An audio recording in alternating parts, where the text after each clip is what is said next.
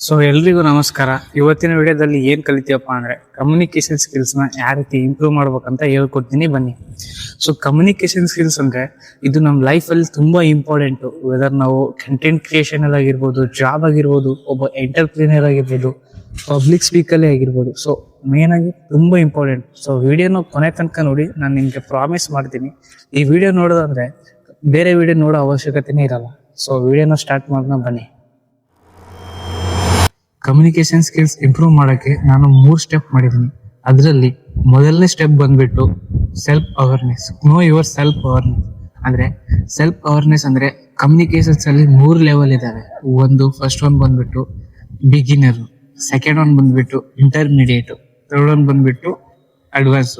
ಅದರಲ್ಲಿ ನಾವ್ ಯಾವ ಸ್ಕಿಲ್ ಅವ್ರು ಇದೀವಪ್ಪ, ಯಾವ ಲೆವೆಲ್ ಅವ್ರು ಇದೀವಪ್ಪ ಅಂತ ಅರ್ಥ ಮಾಡ್ಕೋಬೇಕಂದ್ರೆ ಒಂದು ವಿಡಿಯೋ ಶೂಟ್ ಮಾಡಿ ನಿಮ್ ಎಕ್ಸ್ಪ್ರೆಷನ್ ಮತ್ತೆ ನಿಮ್ ಐ ಕಾಂಟ್ಯಾಕ್ಟ್ ಮತ್ತೆ ನಿಮ್ಗೆ hand gesture, body language guess ಮಾಡಿ.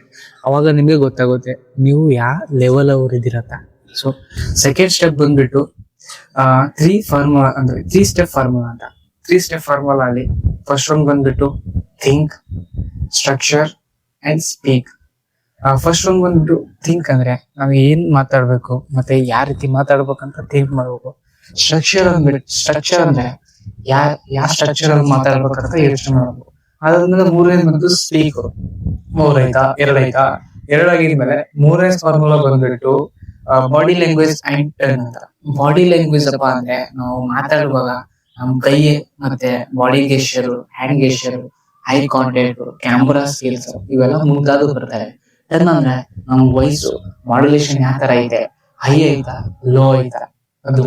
ಅದಾಗಿದ್ಮೇಲೆ ಇನ್ನೊಂದ್ ಏನ್ ಬರ್ತದಪ್ಪ ಅಂದ್ರೆ ಇನ್ನೊಂದು ವೊಕ್ಯಾಬ್ಯುಲರಿ ಅಂಡ್ ಎಕ್ಸ್ಪ್ರೆಷನ್ ಅಂತ. ವೊಕ್ಯಾಬ್ಯುಲರಿ ಅಂದ್ರೆ ಮಾಮೂಲಿ ವರ್ಡ್ಸ್ ಗಳು ಅಂಡ್ ಎಕ್ಸ್ಪ್ರೆಷನ್ ಅಂದ್ರೆ ಏನಪ್ಪಾ ಅಂದ್ರೆ ನಾವು ಮಾತಾಡುವಾಗ ಎಕ್ಸ್ಪ್ರೆಷನ್ ಯಾವ ತರ ಕೊಡ್ತೀವಪ್ಪ ಅಂತ ಅದು.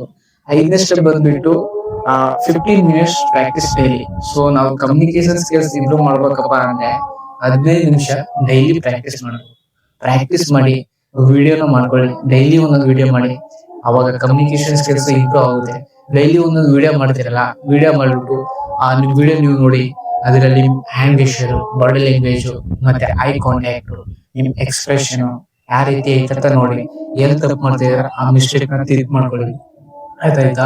ನೀವು ಇನ್ನೂ ಬೇರೆ ಲೆವೆಲ್ ಅಲ್ಲೂ ಅಡ್ವಾನ್ಸ್ ಅಲ್ಲೂ ನೀವು ಇಂಪ್ರೂವ್ ಮಾಡ್ಕೋಬೇಕಪ್ಪ ಅಂದ್ರೆ ಇನ್ನೂ 4 ಸ್ಟೆಪ್ ಬರ್ತದೆ. ಅದ್ರಲ್ಲಿ ಯಾವ್ದಪ್ಪ ಅಂದ್ರೆ ಇವಾಗ ಪಬ್ಲಿಕ್ ಸ್ಪೀಕಿಂಗ್ ಅವ್ರದ್ದು ವಿಡಿಯೋಸ್ ನೋಡಿರೋರು ಅವರು what is their body language and how their hand gesture and how they are speaking ಅವೆಲ್ಲ ಗೆಸ್ಟ್ ಮಾಡ್ಬೇಕು.